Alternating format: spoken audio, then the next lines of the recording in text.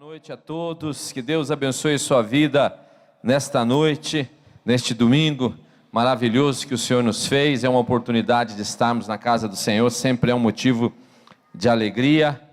E um domingo abençoado, né, de sol, pouco quente, mas está mais fresco hoje do que outros dias, né? Vocês estão se abanando aí também, né? Então, acho que esse vento que vocês abanam vem para cá também, que eu estou sentindo fresco aqui em cima.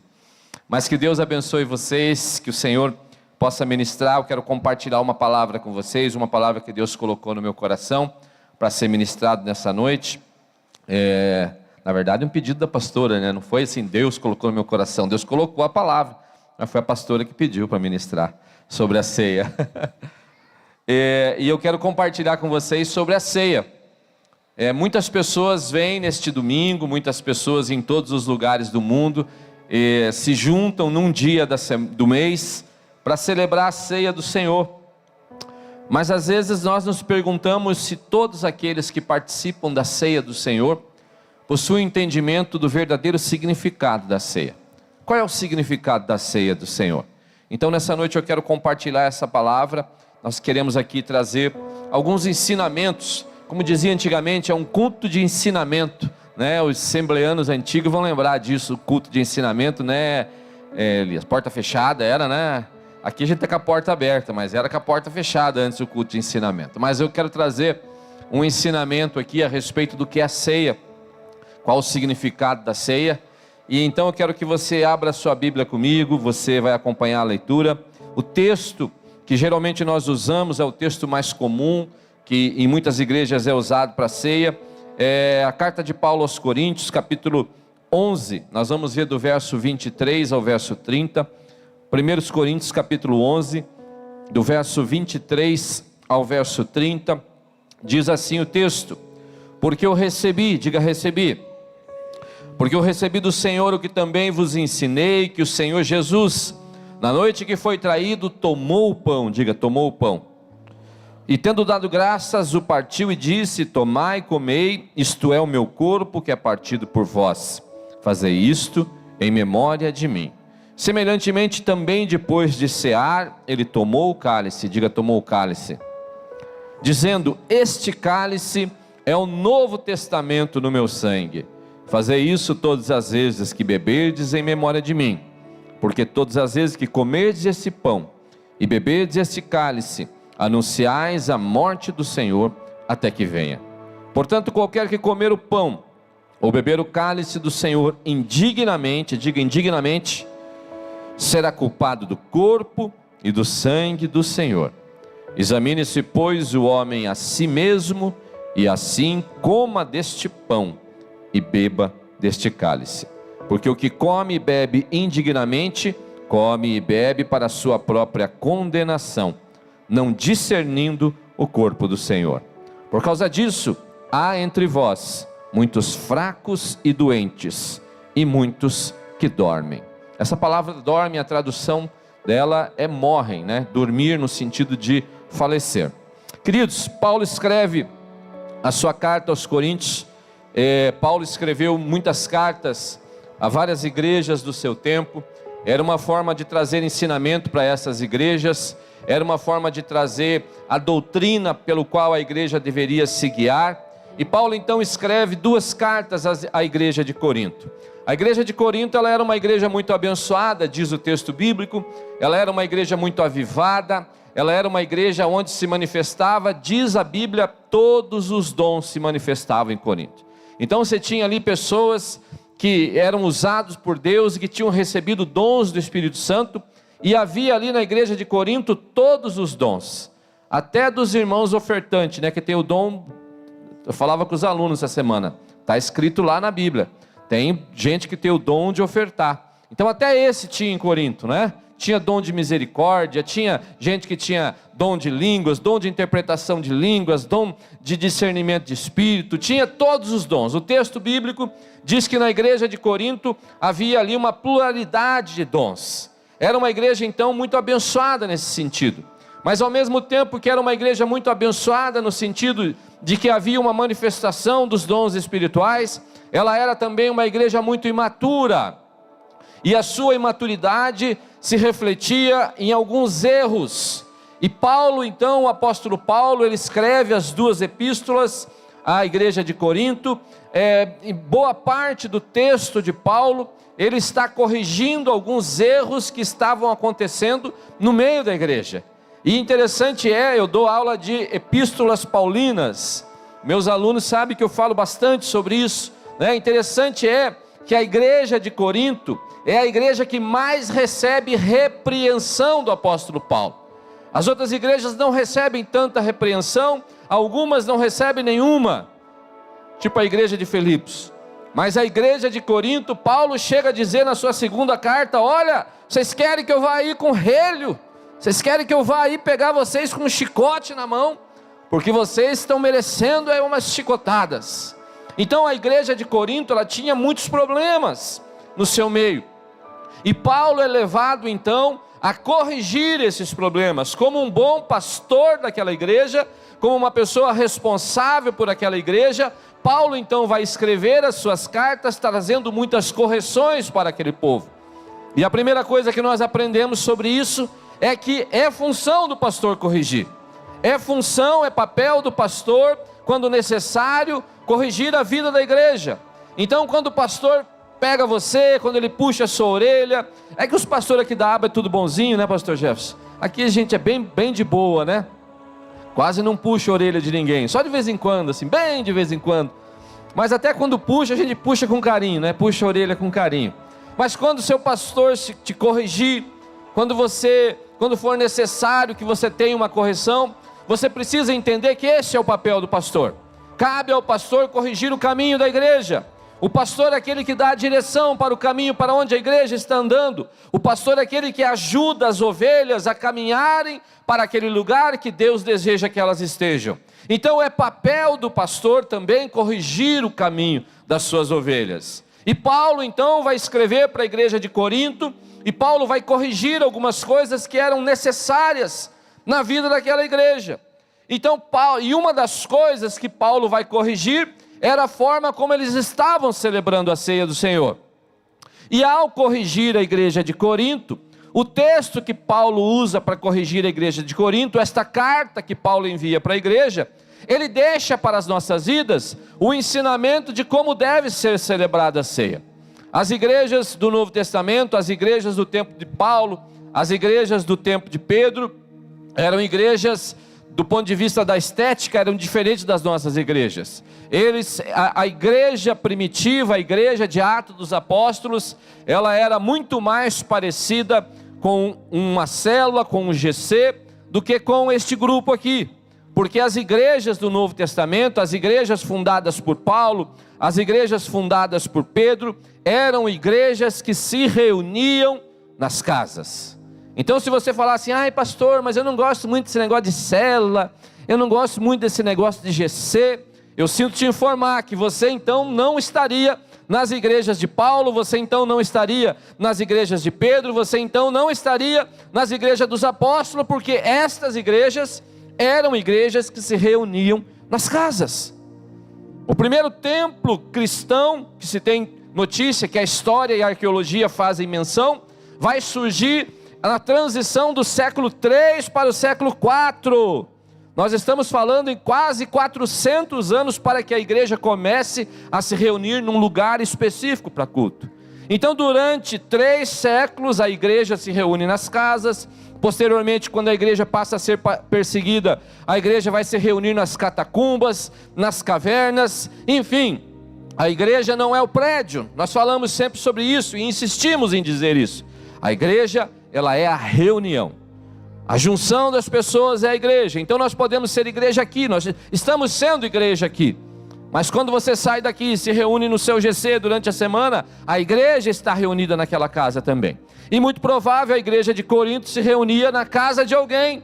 E para comportar um número de pessoas, não deveria ser uma casa pequena.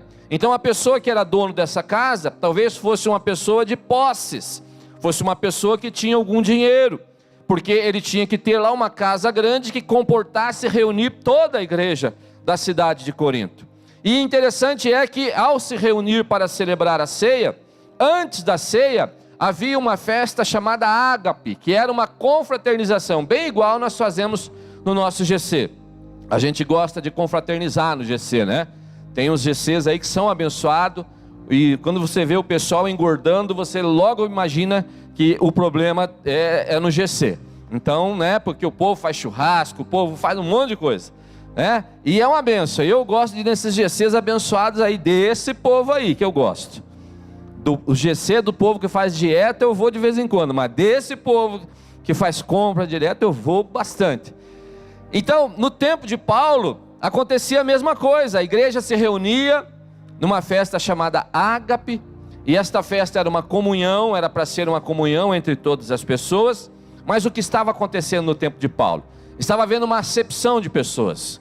Os ricos estavam se reunindo num canto da casa, os ricos estavam comendo uma boa comida, e aqueles irmãos pobres que chegavam lá, eles ficavam meio escanteados, eles não era permitido a eles a participar de tudo, e então os ricos comiam carne, comiam coisas boas, e os pobres coitadinhos, os irmãos pobres coitadinhos, comiam apenas o pãozinho seco que eles traziam. Então Paulo vai trazer correção para a igreja. Paulo vai escrever no capítulo 6 de Corinto, no capítulo 9, no capítulo 10, no capítulo 11, ele vai falar sobre as coisas erradas que estavam acontecendo neste momento que a igreja se reúne para celebrar a ceia. E aí então Paulo vai escrever esse texto que nós lemos, para dar ensinamento de como deve ser a prática da ceia. Não é só esse capítulo 11, como eu falei, no capítulo 10 você vai encontrar Paulo tratando disso, no capítulo 9, no capítulo 6 também, mas esse texto foi o texto que ficou conhecido, e todas as igrejas, ao celebrarem a ceia, as igrejas leem esse texto. Então eu quero nessa noite compartilhar com vocês sobre esse texto, sobre as coisas que estão nesse texto. Eu quero que você ore por mim, para que eu tenha a unção do resumo, né? Porque o texto é longo, tem bastante ensinamentos aqui, e este cronômetro não para, né? Ele não para. De manhã ele parou, mas agora arrumaram ele aqui, ele não parou. Então eu tenho que correr. Então vamos lá, o texto começa lá no capítulo 11, no verso 23. Paulo começa dizendo assim: porque eu recebi do Senhor o que também vos ensinei. Então a primeira coisa que nós aprendemos nesse texto é que Paulo vai trazer um ensinamento para a igreja, que não é um ensinamento dele mesmo, não é algo que ele imaginou, não é uma estratégia que veio na mente dele, não é algum curso que ele fez, não é algo que, sei lá, alguém deu uma dica para ele, ó, faz assim que eu acho que é melhor. Paulo vai demonstrar que a celebração da ceia deve seguir ali algumas direções, e essas direções que Paulo está dando para a igreja, ele vai dizer que ele recebeu do Senhor. Então a primeira coisa que nós aprendemos é que Paulo vai dar para a igreja, Paulo vai devolver à igreja, Paulo vai compartilhar com a igreja aquilo que ele mesmo estava recebendo do Senhor. Muitos estudiosos da vida de Paulo, não todos, mas muitos, falam que esse texto, quando Paulo escreve eu recebi do Senhor, tem a ver com o tempo em que ele esteve no deserto da Arábia, logo posterior à sua conversão, e ele passa um tempo ali no deserto da Arábia, e ele então, segundo muitos estudiosos, Paulo teria ali tido uma teofania, uma manifestação de Cristo. Jesus Cristo se manifesta a Paulo nesse tempo, e traz a ele esses ensinamentos todos, e faz de Paulo um apóstolo. Então Paulo, ele não teria recebido isso de outras pessoas, mas ele teria recebido isso do próprio Cristo. Então Paulo vai dizer, olha, o que eu recebi do Senhor, o que o Senhor tem entregue na minha vida, o que o Senhor tem depositado e tem confiado a mim, eu quero dar a você. E a gente aprende que nós temos que dar às outras pessoas aquilo que Deus tem nos dado. Nós temos que entregar às outras pessoas aquilo que o Senhor tem confiado a nós, porque a obra do Evangelho, o cristianismo, ele não para nas nossas vidas, o cristianismo não deve parar em nós, mas nós devemos distribuir, devemos compartilhar, e devemos dar às outras pessoas aquilo que o Senhor tem dado a nós, a obra que o Senhor tem realizado na sua vida, o milagre que o Senhor tem feito na sua casa, a transformação que o Senhor tem feito em você, as revelações que Deus tem te dado a respeito da palavra, a unção que está sobre a sua vida, o óleo que o Espírito Santo tem derramado na sua casa, no seu lar, sobre a sua cabeça. Essas coisas, de um modo geral, não devem estar restritas à sua vida. mas você deve entregar isso para as outras pessoas. Paulo diz: olha, o que eu recebi do Senhor eu estou entregando para vocês. Não morre em mim, não termina aqui. Cristão não é chamado para ser o mar morto, que só recebe e não distribui para ninguém. Cristão é chamado para ser o mar da Galileia, que recebe as águas geladas dos montes do Líbano, que desgelam, desce pelos montes do Líbano, entram para o mar da Galileia e se transformam num rio Jordão que vai regar toda a bacia de Judá e de Israel. Então nós somos chamados em primeiro lugar, e Paulo vai na ceia nos ensinar que aquilo que Deus tem entregue a nós, a bênção que tem vindo sobre a nossa vida, isso deve ser entregue às outras pessoas. E eu pergunto a você: o que é que você está entregando para as outras pessoas? O que é que você tem entregue para as pessoas que trabalham com você? O que é que você tem entregue para as pessoas da sua família? O que é que você tem entregue para as pessoas do seu convívio? A pergunta é: o que você está transbordando na vida dos outros é aquilo que você tem recebido do Senhor? Ou será que você está transbordando na vida dos outros aquilo que é propriamente seu? Porque nós somos chamados para transbordar na vida de outras pessoas aquilo que nós recebemos do Senhor. Deus não dá uma mensagem para o profeta para ele mesmo. Deus dá uma mensagem para o profeta para que ele seja a ferramenta do Senhor e possa entregar essa mensagem para alguém. O que eu recebi do Senhor, eu vou entregar. E o que tem de profeta que está guardando a mensagem que o Senhor está dando? Aquilo que o Senhor me entregou, aquilo que o Senhor tem entregue, aquilo que o Senhor tem me dado, aquilo que eu recebi do Senhor, eu também vos ensinei. A segunda coisa que Paulo vai falar neste verso, seguindo ali o mesmo versículo, que o Senhor Jesus na noite que foi traído. Então o ensinamento da ceia, Paulo vai apontar para aquele momento, para aquele fato da última ceia, quando Jesus se reúne com seus discípulos, quando Jesus fala: olha, hoje nós vamos celebrar a Páscoa judaica. Era uma quinta-feira, transição da quinta para a sexta-feira, na tarde de quinta-feira, na transição já para sexta-feira. E eles então se reúnem ali para celebrar a Páscoa judaica, como era costume, e que era necessário fazer isso. E eles então se reúnem num lugar, e eles estão lá, Jesus mais os seus 12 discípulos, e eles então vão fazer aquela refeição pascal. A refeição pascal era aquela tradição do judeu. A Páscoa foi instituída ainda lá atrás no Velho Testamento, quando o povo saiu do Egito, e ela era aquela tradição que eles seguiam naquela data, eles celebravam a Páscoa. Jesus então chama os seus discípulos para um lugar em particular. Jesus chama então os seus discípulos para um momento a sós com ele. Jesus vai ter uma comunhão com os seus discípulos. É um tempo de comunhão entre Jesus e os seus discípulos. E interessante que nós aprendemos que este momento, Paulo vai apontar para este momento. Paulo, a falar sobre a ceia, Paulo está fazendo as pessoas, a igreja de Corinto, lembrar desse momento. O ensinamento não veio na minha cabeça, não é do nada, não é uma coisa que apareceu aqui. O Senhor me deu e o Senhor me falou de que naquele dia em que ele foi traído. Paulo então começa a lembrar deste momento da última ceia. E o interessante é que na última ceia, nós vemos aquela circunstância onde Jesus leva os seus discípulos para aquela comunhão. E era tradição do povo judeu, antes de comer, de lavar as mãos e lavar os pés. Porque o povo andava de sandália. Ao andar de sandália, o suor dos pés juntava ali com o pó da terra, e os pés ficavam sujos, o rosto ficava sujo e as mãos ficavam sujas. E aí naquele momento onde o povo estava reunido para comer, havia a tradição de que se lavava os pés, lavava-se também a mão, também lavava-se o rosto. Mas o texto faz questão de mencionar o lavar os pés, porque quem lavava os pés geralmente numa casa era a pessoa menos importante, era um servo, era um empregado, era um escravo. A pessoa menos importante que existia, o escravo da última fileira, o escravo que tinha menos importância em tudo, a este cabia a obrigação desse serviço que não era tão nobre, pois lavar os pés das pessoas implicava numa condição também de humilhação. E então eles estão ali, vão comer, talvez havia uma mesa como essa posta, não tinha cadeira, eles se sentavam, daquele jeito que dá cãibra, sentado em cima das pernas.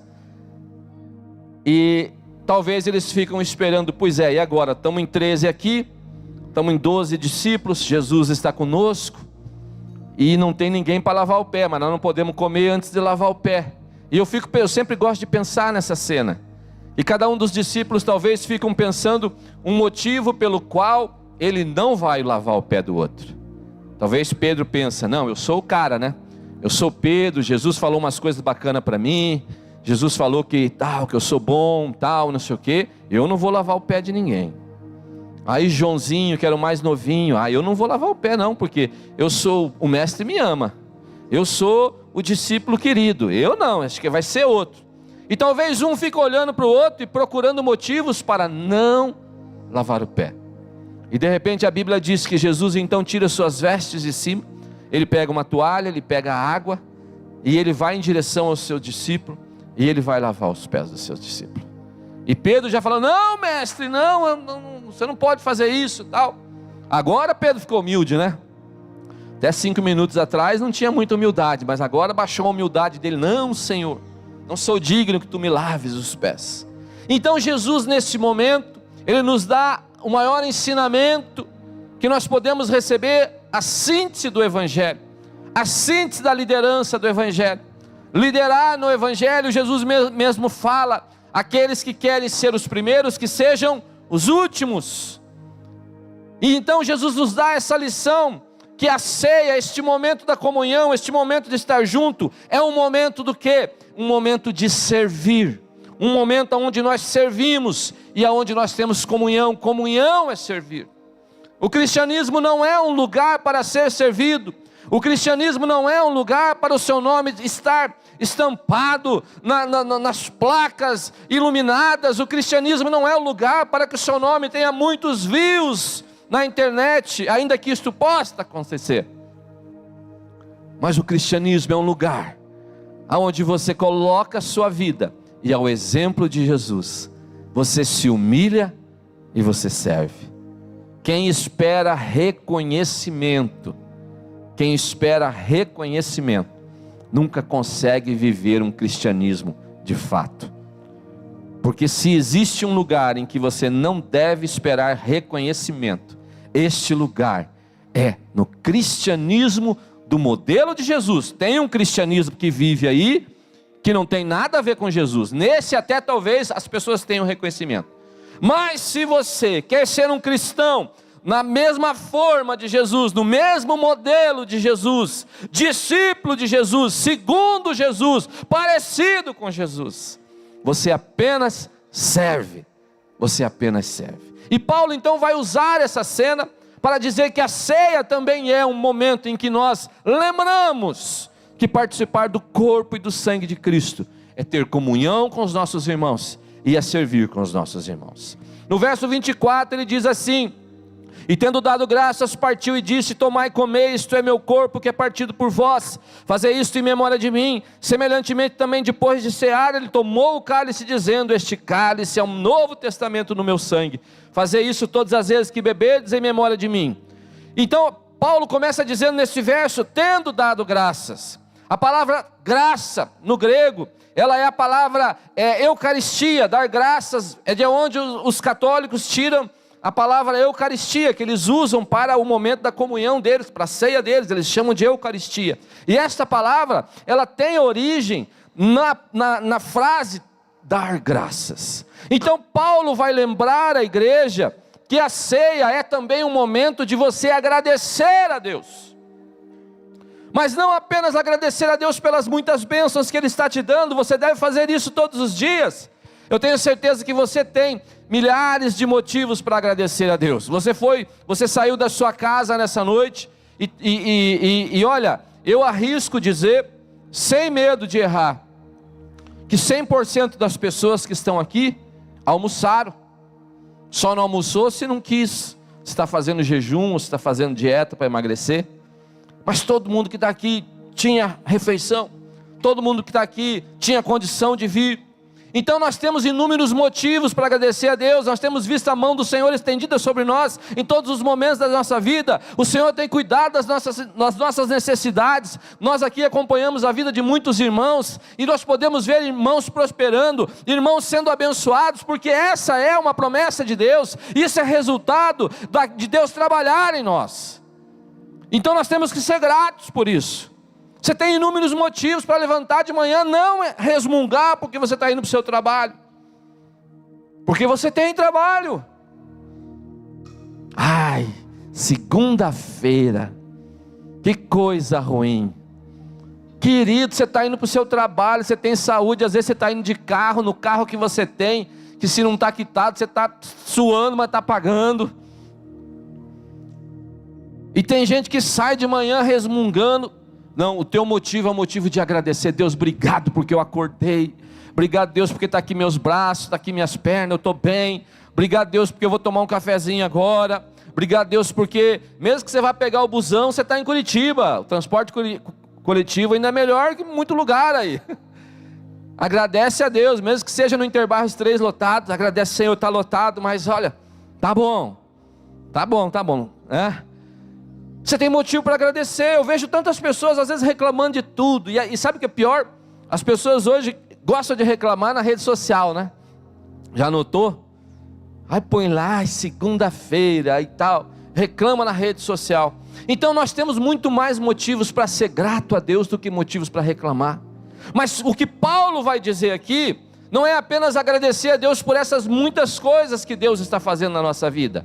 Quando Paulo fala, tendo dado graças, Paulo está falando daquele momento, daquele memorial, onde nós vamos nos lembrar do sacrifício de Jesus na cruz do Calvário, para perdoar os nossos pecados. A maior bênção que nós podemos receber na nossa vida, não é poder comprar um carro caro. A maior bênção que nós podemos receber na nossa vida, não é ter muitos patrimônios. A maior bênção que nós podemos receber na nossa vida, não é andar com um relógio Rolex de 200 mil, não é andar com as roupas mais caras, fazer as viagens mais aventureiras que possam acontecer, ainda que essas coisas sejam bênçãos também. Mas a maior bênção que nós recebemos na nossa vida, é que nós éramos indignos, nós éramos culpados, nós éramos pecadores, a nós estávamos destinados ao inferno, nós estávamos condenados, mas o Senhor nos amou, e a Bíblia diz que Ele nos amou de tal maneira, que deu o seu Filho unigênito, para que todo aquele que nele crê não pereça, mas tenha a vida eterna.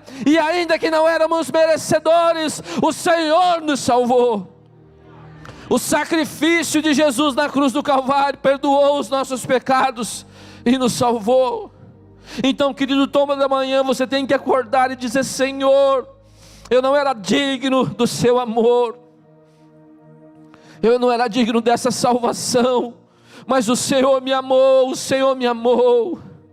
e o Senhor perdoou os meus pecados, e hoje eu sou seu filho. Eu posso dizer: eu sou seu filho, como nós cantamos aqui. O Senhor me fez filho. Então Paulo fala sobre dar graças. Depois ele vai falar sobre o pão. Partiu o pão. O pão simboliza o corpo de Cristo. O pão simboliza um Cristo que encarnou, o Verbo que encarnou. Jesus não era um vento, Jesus não era uma imagem holográfica. Ainda que os gnósticos do tempo dos apóstolos, muitos não concordavam que Jesus fosse carne, que Jesus tivesse um corpo. Jesus é o Deus que encarnou. A Bíblia fala: o Verbo se fez carne. O Verbo se fez carne. Então Jesus tinha um corpo. E quando Paulo fala a respeito do pão, o pão simboliza o corpo de Cristo. O corpo de Cristo, Jesus, o Deus encarnou. Paulo escreve, ele fala porque não teve por usurpação ser igual a Deus, mas aniquilou-se a si mesmo. Então é o Deus que assume uma posição, vai descendo nessa cadeia existencial e se torna homem. Nasce como uma criança no ventre de Maria, tem todas as limitações que uma criança vão ter, precisa aprender, cresce e começa o seu ministério aos 30 anos de idade. Jesus tinha corpo, tinha carne. E quando Paulo fala isso, tendo dado graças, partiu Paulo está dizendo que este é o corpo de Cristo que foi partido por vós, pelo motivo da sua vida, pelo motivo da minha vida. O corpo de Cristo foi partido, o corpo de Cristo na cruz do Calvário sofreu, o seu corpo foi surrado, o seu corpo foi marcado com o chicote, o seu corpo foi machucado, o seu corpo foi rasgado. E esse partir do pão, ele nos lembra este corpo que é entregue pela sua vida. Quem deveria morrer na cruz éramos eu e você, pelos nossos pecados. Quem deveria morrer éramos nós, mas a Bíblia diz que o pão foi partido, o corpo do Senhor se partiu, e houve então uma entrega voluntária do Senhor Jesus. Algumas pessoas acham que Jesus não queria estar ali, e se Jesus não quisesse estar ali, Ele não estaria ali. Mas o sacrifício de Jesus, Ele é um sacrifício voluntário. É o Deus que decide se dar, decide se entregar, para que eu e você tivéssemos acesso à salvação. E Paulo deixa claro isso na ceia, o motivo pelo qual esse corpo foi partido, foi ferido, foi machucado. O profeta Isaías profetiza isso quase 700 anos antes. Ele diz, ele foi ferido pelas nossas transgressões, e ele foi moído pelas nossas iniquidades. Mas ele diz também, mas o castigo que nos traz a paz estava sobre ele, e pelas suas pisaduras nós somos sarados, e nós somos sarados. Esse pão foi partido, é o corpo de Cristo, que foi partido pelo motivo da minha vida e da sua vida. Paulo continua o verso, e ele vai falar agora sobre o cálice, e ele vai falar sobre o vinho.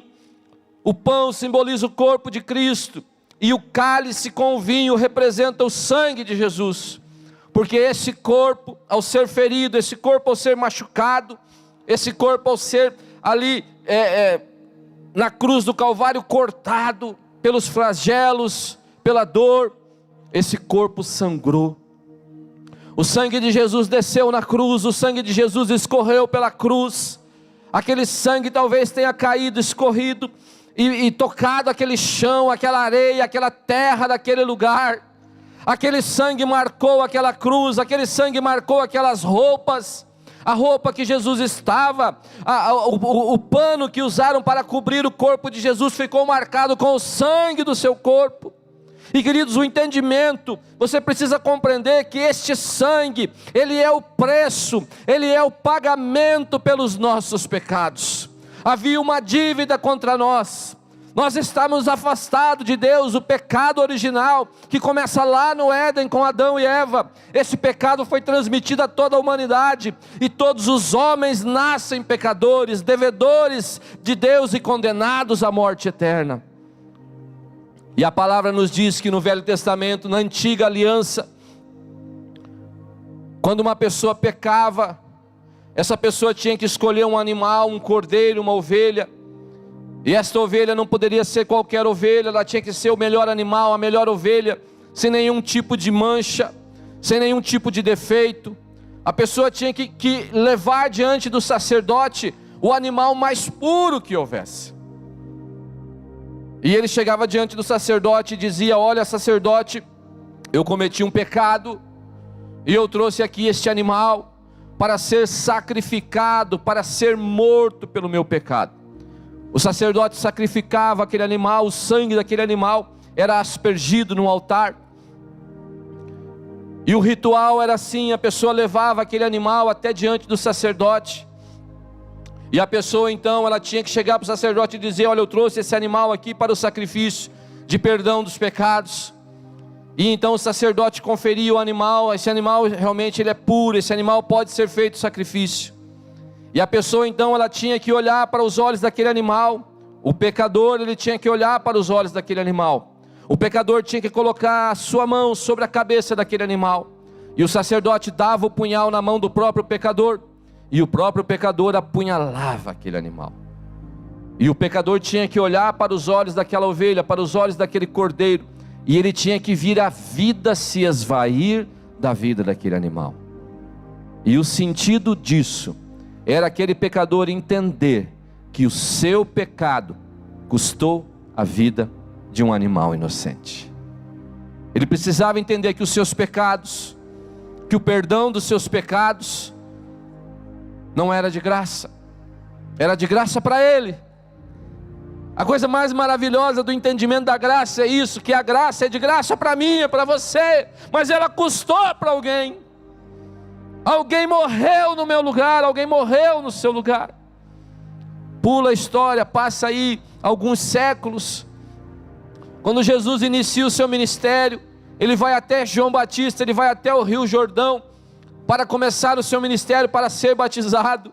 E quando ele chega, diz o texto do Evangelho que João Batista, ao ver Jesus, João Batista aponta os dedos e grita: eis o Cordeiro de Deus que tira o pecado do mundo. O Senhor Jesus, o sangue dele vertido na cruz do Calvário, aquele dia naquela cruz, naquela sexta-feira às 3 horas da tarde, quando ele morreu, ele era o Cordeiro imaculado que foi oferecido pelos meus e pelos seus pecados. E se você não compreende isso, você não entende a essência do Evangelho. O perdão dos seus pecados, a salvação para você é de graça, mas ela é de graça para você, você só toma posse dela pela fé. Paulo fala isso: vós sois salvos pela graça, mediante a fé. Isso não vem de vós, é dom de Deus, mas ela é de graça para você. Dietrich Bonhoeffer fala que a graça é de graça para nós, mas ela custou, ela não é barata, porque alguém pagou esse preço. O preço dos seus pecados é o sangue de Jesus. Hebreus capítulo 9, 22 diz: sem derramamento de sangue não há remissão dos pecados. Então, Paulo, ao falar na ceia a respeito do cálice, a respeito do vinho, Paulo vai nos ensinar que este vinho é a nova aliança. Os nossos pecados não são mais perdoados através da velha aliança, aonde nós levamos um cordeiro, aonde nós levamos uma ovelha, aonde nós levamos um boi para o sacerdote sacrificar. O que Paulo está dizendo é que agora nós estamos numa nova aliança, e todos os nossos pecados foram perdoados pelo sacrifício, por um único sacrifício, o sacrifício de Jesus, pelo sangue de Jesus derramado na cruz do Calvário. A terceira coisa que Paulo fala nesse verso ainda, ele diz: em memória de mim. E ele diz: olha, o Senhor Jesus fala que vocês vão fazer isso lembrando-se dele. A ceia é o momento em que você se lembra do sacrifício de Jesus. A ceia é o momento onde você lembra que o Senhor se ofereceu, que o Senhor morreu pelos seus pecados, pelos meus pecados. Ele morreu, Ele me amou, Ele te amou e Ele se entregou. O seu corpo foi ferido, o pão foi partido e o sangue foi derramado. E neste momento nós devemos lembrar. Você não pode tomar ceia displicentemente. Você não pode tomar ceia assim como: eu não estou nem pensando no que eu estou fazendo. A ceia se faz em memória do Senhor. Eu tomo a ceia tendo a consciência do que está acontecendo. Eu tomo a ceia com temor de Deus no meu coração.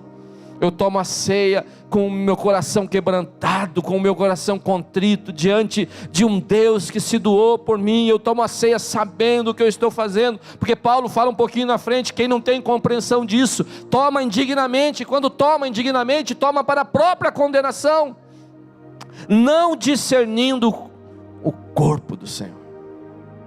Então, em memória de mim, nós fazemos isso. A ceia é um memorial, é um ato simbólico. O pão continua sendo pão, o vinho continua sendo vinho.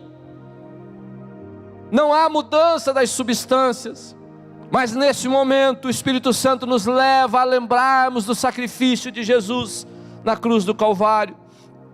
Correndo aqui, o verso 26 diz assim: porque todas as vezes que comerdes este pão e beberdes este cálice, anunciais a morte do Senhor até que venha.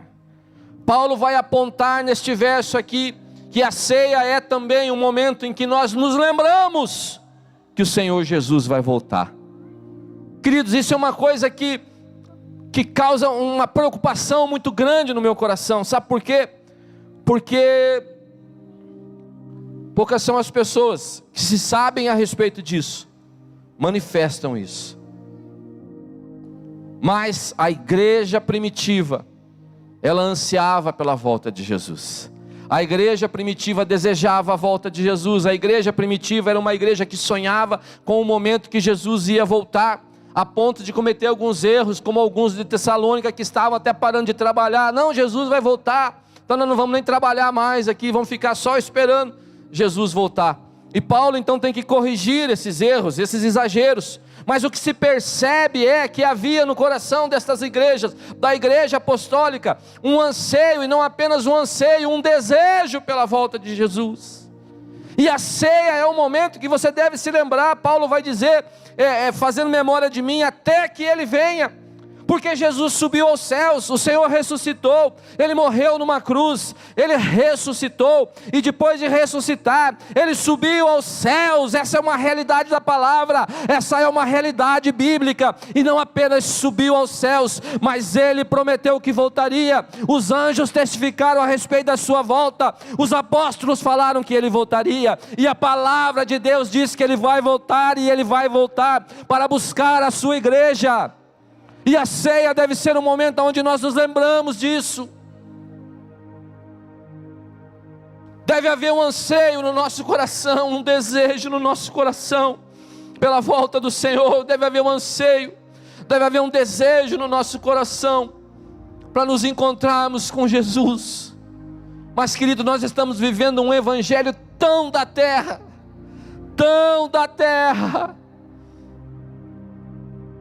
que se Jesus falar que está voltando amanhã, talvez alguns falem, mas já, minha vida está tão legal aqui, será que não dá para você voltar mais daqui uns aninhos para frente? Queridos, estão tentando tirar do evangelho a volta de Jesus. Estão tentando nos fazer acreditar num evangelho que aponta para a terra, mas o evangelho da palavra não aponta para a terra. O evangelho da palavra nos aponta para o céu. O evangelho da palavra nos aponta para a vida eterna. Mas estão fazendo a gente acreditar que a obra de Jesus é só para resolver os nossos problemas aqui. Nós temos de um lado aqueles pregadores da prosperidade, que é onde Deus é apenas um gênio da lâmpada, que você dá uma esfregadinha e faz 3 desejos. Deus, eu quero um carro novo. Aí Deus vem, tchum, carro novo. Ai Deus, eu quero não sei o que. E Deus, tchum. Se por um lado nós temos esses que transformaram Deus, trouxeram o céu para a terra. Olha, você não precisa esperar para você desfrutar das promessas no céu, não, vai demorar muito, a vida eterna demora muito. Vamos fazer com que Deus atenda as nossas necessidades aqui, vamos trazer o céu para aqui. Seja feliz com as coisas daqui, fique entretido com as coisas daqui, deseje as coisas daqui, busque as coisas daqui, que Deus vai atender os seus desejos, as suas vontades. Se por um lado nós temos esses que transformaram Deus num gênio da lâmpada, por um lado nós temos aqueles que não querem mais saber da transcendência, não tem mais vida eterna, pastor Jefferson, não tem mais ressurreição, Jesus é apenas um fato histórico, Jesus é apenas um cara legal, e Jesus deles é tipo um hippie cabeludo, assim, paz e amor. Eu vim aqui para dar bons ensinamentos, para dar um bom testemunho para vocês, e o importante é o amor, e é o amor, e é o amor. Não tem mais condenação, não tem diabo, não tem inferno, não tem vida eterna, é só o amor. Até parece o Zezé de Camargo, é o amor, é o amor. Tiraram a transcendência do evangelho. Essa semana eu vi um vídeo do Ricardo Godin, que foi um pregador famoso no passado, tenho até livro dele. E me deu uma tristeza no meu coração tão grande, de ver alguém que foi uma pessoa importante, alguém que pregou um evangelho sincero, alguém que pregou um evangelho correto. Ele estava explicando a transcendência. Eu falei, rapaz, ele tem que voltar para a teologia sistemática 1. Ele estava falando que transcender, não tem nada desse negócio aí não, que os caras falam. Transcendência é você transcender o seu estado. Aí você está triste, aí você fica alegre, você transcendeu. Você está assim, se sentindo muito culpado na sua mente, aí você faz um tratamento, você se livra da sua culpa e você transcendeu. Isso não tem nada a ver com transcendência. Transcendência, nós entendemos que o Senhor, Ele é maior do que toda a criação, Ele é o Deus que criou todas as coisas, Ele não está restrito ao mundo criado, Ele está fora da criação, Ele não depende deste mundo, Ele não depende de nada do que está aqui, Ele não depende de ninguém, a sua vontade está na eternidade, o seu desejo é eterno, Ele é onipresente, Ele é onipotente, Ele é onisciente, Ele é santo, Ele é justo, Ele é bom, mas ainda que Ele esteja fora da criação, Ele ama a sua criação, e Ele interage, Ele emana sobre a sua criação, porque Ele é transcendente, mas Ele é também imanente. Queridos, querem tirar a espiritualidade do Evangelho, querem tirar, não tem vida eterna, e nós temos que ter um cuidado muito grande, queridos, para que a gente não caia nessa balela, para que a gente não seja enganado por esse discurso. Paulo faz um alerta a Timóteo, no 1 Timóteo capítulo 4, me ajuda aí, 1 Timóteo capítulo 4, ela vai colocar para verso 1, verso 1 e 2, mas o Espírito expressamente diz que nos últimos tempos apostatarão alguns da fé, dando ouvidos a espíritos enganadores e a doutrinas de demônios. Os últimos dias são dias de apostasia. Apostasia é falta de fé, apostasia é falta de crer na palavra de Deus. A Bíblia para essas pessoas não é mais a revelação de Deus. A Bíblia para essas pessoas não é mais a palavra de Deus. Estão querendo também corrigir a Bíblia. Tem um pregador que está dizendo que a Bíblia precisa de atualização. Então Paulo vai falar, Paulo vai trazer um apontamento na ceia. Ele vai dizer, olha, Ele vai fazer você lembrar, nós vamos fazer isso até que Jesus venha, porque Jesus vai voltar, Jesus vai voltar, Ele vai voltar, Ele vai voltar. E deve haver um anseio no seu coração, um desejo pela volta do Senhor. Você não deve ficar entretido, ocupado com essa vida, com essas coisas aqui. Mas ainda que você trabalhe, ainda que você viva nesse mundo, ainda que você possa fazer tudo aquilo que é lícito, não é problema, não é pecado, o seu coração deve estar depositado na eternidade. O seu coração deve ter a consciência que você é apenas um peregrino nessa terra, que você é apenas um forasteiro nessa terra. Nós cantávamos, da linda pátria estou bem longe, cansado estou, eu tenho de Jesus saudade, quando será que eu vou? Será que você pode cantar isso verdadeiramente? Eu tenho de Jesus saudade, eu sinto saudades da vida eterna. Querido, tem uma coisa que arde no meu coração, eu não sei o que é, eu não sei te explicar o que é, mas eu sinto uma saudade da vida eterna no meu coração. Tem algo no meu coração que palpita quando eu começo a pensar nessas coisas. Eu falo, Deus, eu não sei. E eu falei de manhã, talvez seja parte da eternidade de Deus que foi soprada em mim quando eu fui criado, porque a Bíblia diz que o Senhor me criou com parte dele, que é o sopro do Senhor, é o pneuma, é o ruach de Deus. Então existe parte da eternidade em mim, e essa parte que é de Deus, que está em mim na criação, essa parte me faz sentir saudades da eternidade. É saudades de um lugar que eu nunca tive, Liz. É saudades de um lugar que eu só visitei pela fé. É saudades de um lugar que eu só consigo enxergar pelo aquilo que a palavra de Deus fala. É saudades de um lugar que eu só consigo vislumbrar pelo aquilo que é revelado ao meu coração pela palavra do Senhor. Mas eu posso te dizer que há no meu coração uma saudade deste lugar que eu nunca vi. E Paulo vai dizer que a ceia é o momento de você se lembrar que a sua vida não se limita a este momento, a sua vida não se limita a este tempo, e em algum momento Jesus virá outra vez aqui. Jesus virá, Ele virá. E na ceia é o tempo que nós lembramos disso, nós fazemos memorial do Senhor até que Ele venha. No verso 27, para acabar, deixa eu ver, parece que parou ali, acho que está errado. Verso 27: portanto, qualquer que comer deste pão ou beber deste cálice indignamente, será culpado do corpo e do sangue do Senhor. Indignos somos todos nós. Indignamente não tem a ver com pessoa aqui, porque todos nós somos indignos. Você precisa entender isso. Todos nós somos pecadores, segundo a palavra de Deus. Então nenhum de nós somos dignos de participar do corpo e do sangue do Senhor. Mas o Senhor nos torna dignos quando há no nosso coração o reconhecimento das nossas falhas, das nossas limitações. Quando há no nosso coração o reconhecimento de que nós somos indignos, e nós vamos até aquele que é digno, aquele que é verdadeiro, aquele que é santo, aquele que é sobre todas as coisas, aquele que é Senhor, e falamos: Senhor, eu sou indigno. E quando há arrependimento no nosso coração da nossa indignidade, nós pedimos perdão ao Senhor. E a Bíblia diz que Ele perdoa os nossos pecados, e ao perdoar os nossos pecados, Ele nos lava, e nós ficamos mais alvos do que a neve, como nós cantamos na ceia. O nosso coração fica branco. A Bíblia diz que Ele lança os nossos pecados no mar do esquecimento. Não há pecado que Ele não possa perdoar. O único pecado que não é perdoado é o pecado que você não confessa, é o pecado que você não se arrepende.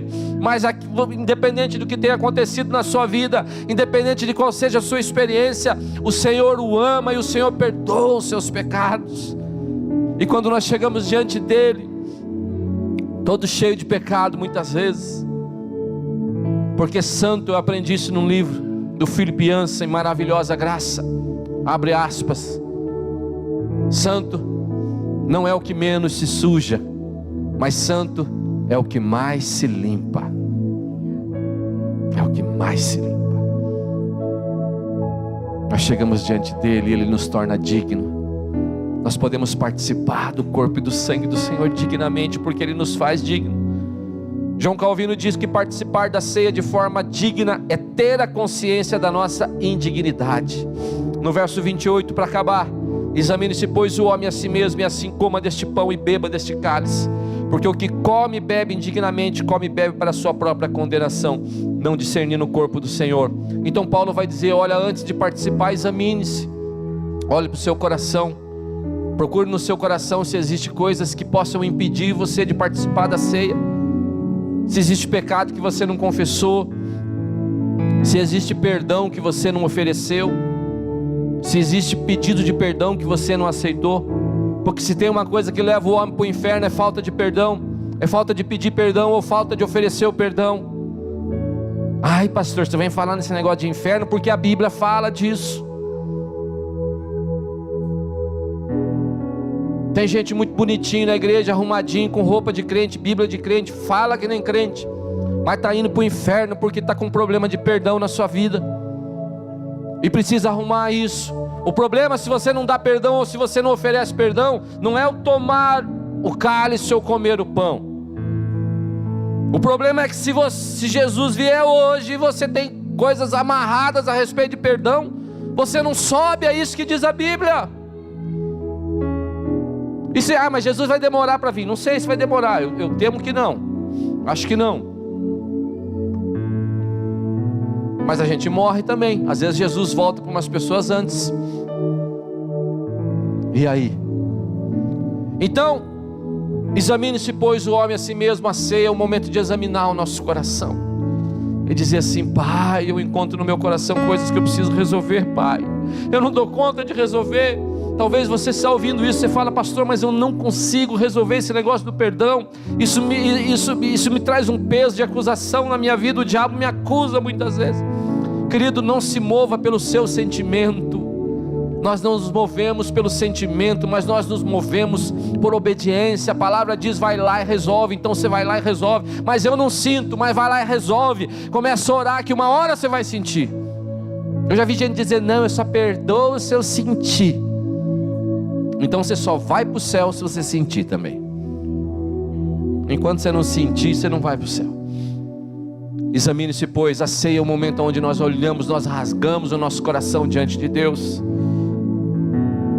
E coma deste pão e beba deste cálice.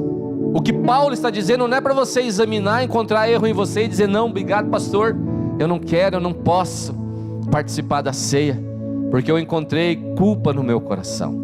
Não, não é isso que Paulo diz. Ele diz: examine-se, pois, o homem a si mesmo, resolva isso, você e Deus. Senhor, tem algo no meu coração que eu preciso pedir perdão. Quero pedir perdão, Senhor. Você não precisa ir daqui até Roma de joelho, carregando uma cruz para ser perdoado. A Bíblia diz que a única coisa que você precisa fazer é se arrepender dos seus pecados e pedir perdão. Só isso. Deus, eu me arrependo dos meus pecados, me perdoa. E aí, coma do pão e beba do cálice. E para terminar, por causa disso há entre vós muitos fracos e doentes, muitos dos que dormem. Quando nós participamos da ceia indignamente, nós corremos o risco de adoecermos. O que Paulo está dizendo aqui é que muitas doenças, ele não está dizendo que todas as doenças têm origem espirituais, mas existem muitas doenças que possuem origem espiritual. Tem gente que adoece porque falta de perdão é uma coisa que dá doença nas pessoas. Tem gente que está aí com gastrite, com úlcera, alguns até desenvolvendo câncer no estômago, por questão de perdão. A pessoa trava o dente e fala: não perdoo, pastor. O pastor Kleber contava a história. Eu estou atrasado, já me dá mais 2 minutos para contar essa história então. Desconta da pregação da semana que vem, quem vai pregar na semana que vem daí. O Kleber, então 2 minutos a menos, Kleber. O pastor Kleber contava a história que um dia chamaram ele para orar para uma mulher no hospital. E o pastor Kleber chegou lá para orar pela mulher. A mulher não era uma família evangélica, mas alguém falou: vou chamar meu pastor. A mulher estava hospitalizada alguns dias já no hospital, mal, indo de mal a pior. A mulher estava secando de dentro para fora. Estava igual um maracujá velho que fica na gaveta, que vai murchando tudo. Estava aquela mulher no hospital já há algumas semanas. E ele então é levado pela família para orar lá. E o pastor Kleber era muito usado por Deus nos dons. Tinha palavra de sabedoria, palavra de conhecimento. Um homem muito movido por Deus nos dons espirituais. E ele diz que botou o pé na porta da sala. O Espírito Santo falou assim: tira todo mundo da sala, tira todo mundo do quarto. O problema dessa mulher, a doença dela é falta de perdão. E ele falou então com a família, falou: eu poderia falar com ela no particular? Será que vocês me permitem eu conversar com ela no particular? E a família saiu e ele chegou para aquela mulher doente. Ele falou assim: senhora, eu não te conheço, eu respeito muito sua condição, eu só vim aqui orar pela senhora a pedido de um familiar seu, mas eu quero te dizer que ao entrar naquela porta eu pisei os pés ali, e Deus falou no meu coração que a sua enfermidade, a sua doença é porque você recusa perdoar alguém que fez mal a você. E aquela mulher falou assim: é verdade, é isso mesmo, pastor. Eu estou há anos sendo consumida por um ódio no meu coração por uma pessoa que me fez mal. E o pastor falou assim: olha, minha senhora, eu posso orar por você, Deus pode se curar, mas você precisa resolver isso, pois se você não resolver isso, infelizmente eu não posso fazer nada por você. E ele contava que aquela mulher rangeu os dentes e falou assim: eu morro, mas eu não perdoo. E alguns poucos dias depois, aquela mulher faleceu daquela enfermidade. Hernandes Dias Lopes diz que são as doenças amartiagênicas, as doenças que possuem origens espirituais. E Paulo está dizendo: muitos adoecem e muitos morrem porque participam da ceia indignamente. Agora, Paulo não está dizendo que você não deve participar. Ele está dizendo que você deve resolver isso. Ele está dizendo que você deve resolver esse problema. E coma deste pão e beba deste cálice. Hoje é a noite de ceia. E antes até, fique de pé, mas antes até de nós participarmos, eu fiz de manhã muito rápido, porque o tempo já estourou. Eu quero fazer um convite aqui. A gente nunca deixa de fazer esse convite. Nós participamos da ceia quando nós aceitamos Jesus como Senhor e Salvador da nossa vida, e quando nós damos testemunho público da nossa fé através do batismo. Mas a nossa caminhada, qualquer coisa na nossa vida que precisa mudar, ela começa com uma atitude nossa, que é a atitude de entregarmos a nossa vida a Jesus. O primeiro passo de uma caminhada cristã é quando nós dizemos assim: Senhor Jesus, eu não dou conta de cuidar da minha vida, eu quero entregar a minha vida ao Senhor. Eu quero que você seja o Senhor da minha vida. Então o primeiro passo que nós damos em direção a uma caminhada cristã é o passo de entregarmos a nossa vida a Jesus. E eu quero te dar essa oportunidade. Talvez você entrou aqui nessa noite e você não tomou essa atitude. Talvez você entrou aqui hoje nessa noite e você nunca fez isso. Você nunca disse assim: Senhor, eu quero entregar a minha vida ao Senhor. E eu quero te dar essa oportunidade. Eu não quero encerrar esse culto sem dar essa oportunidade a você. E a única coisa que eu quero fazer por você é orar por você, é orar pela sua vida. E eu queria saber, existe alguém aqui hoje que deseja dar esse passo de entregar a sua vida a Jesus? Se existe, dá um sinal com a sua mão. Eu quero orar por você. Todos nós, em algum momento da nossa vida, nós fizemos isso. Todos nós, em algum momento da nossa história, nós demos um passo diante do Senhor. Existe alguém que deseja entregar a sua vida a Jesus? Eu quero orar por você. Deus te abençoe, querido. Deus te abençoe. A melhor decisão que você toma na sua vida, a melhor decisão. Existe mais alguém que deseja entregar a sua vida a Jesus nessa noite? Eu quero orar por vocês muito rápido. Deus te abençoe, querido. Deus te abençoe. Existe mais alguém que deseja entregar a sua vida a Jesus? Ou existe alguém aqui que está afastado dos caminhos do Senhor? Você já entregou a sua vida a Jesus, você já foi até batizado talvez, você já fez a confissão do arrependimento, mas você se afastou de Deus, você se afastou da igreja, você se afastou dos caminhos do Senhor, e talvez o Espírito Santo está ardendo no seu coração, porque hoje é dia de você renovar a sua aliança com Deus. Existe alguém que porventura, que precisa nessa noite voltar para Jesus, andar de novo com o Senhor? Eu quero orar por você também. Tem alguém que deseja se reconciliar com Jesus? Tem alguém que deseja se reconciliar com Jesus? Eu quero orar por você. Se não tem, tem alguém? Deus te abençoe. Vem aqui os 3 que levantaram a mão, os 2 que aceitaram Jesus, e você venham aqui, nós vamos orar muito rápido por vocês. Venham, bem rápido, os intercessores vão orar com vocês. Venham bem rápido, venham, nós queremos orar. Aleluias. Eu lembro que eu entreguei minha vida a Jesus. Eu era criança, um dia que fizeram oração por mim. Eu era uma criança, na frente da minha casa, sei lá, eu tinha uns 7, 8 anos de idade. Uma missionária com aquele livrinho do coração vermelho, do coração preto, me abordou, falou de Jesus e tal. Você quer entregar sua vida a Jesus? Eu falei, eu já conhecia Jesus de família evangélica, mas eu senti que eu precisava dar aquele passo de fé, a melhor decisão. Pai, em nome de Jesus, aqui estão os teus filhos. Pai, recebe suas vidas. Aquele que está entregando sua vida a Jesus, escreve seu nome no livro da vida, Pai. Deus, a tua palavra diz que nós passamos a ser morada do Espírito Santo. Ele habita em nós, Pai. E Deus, que o Senhor possa, Deus, abençoá-lo, que ele possa crescer na fé, que ele possa crescer em amadurecimento, que a sua caminhada hoje inicie-se a melhor caminhada da sua vida, que é a caminhada com Jesus, Pai. Esse menino que está, Deus, também se reconciliando com Jesus, ele sente que precisa fazer isso, Pai. Abençoa a sua vida grandemente, Pai, e que se encha de graça, de unção e poder os teus filhos, Pai. Em nome de Jesus, aplauda o Senhor pela vida deles. Deus abençoe.